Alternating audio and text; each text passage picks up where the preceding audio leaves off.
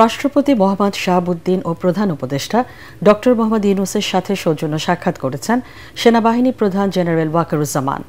রাষ্ট্রীয় অতিথি ভবন যমুনায় প্রধান উপদেষ্টার সাথে সাক্ষাতে সাম্প্রতিক চীন সফর ও দেশের আইনশৃঙ্খলা পরিস্থিতি নিয়ে আলোচনা করেন সেনাপ্রধান।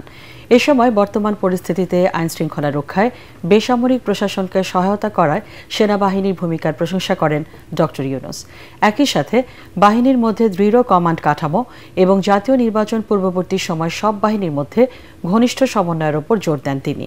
বৈঠকে অন্তর্বর্তী সরকারের প্রতি সেনাবাহিনীর পূর্ণ সহযোগিতার আশ্বাস দেন বাহিনী প্রধান জেনারেল ওয়াকারুজ্জামান। প্রধান উপদেষ্টাকে অনুরোধ জানান চলমান গুজবে কান না দেয়ার। পরে বঙ্গভবনে রাষ্ট্রপতির সাথে সাক্ষাৎ করেন সেনাপ্রধান। সেনাবাহিনীর অভ্যন্তরীণ চলমান উন্নয়নমূলক কাজ ও ভবিষ্যৎ পরিকল্পনা সম্পর্কে রাষ্ট্রপতিকে অবহিত করেন তিনি।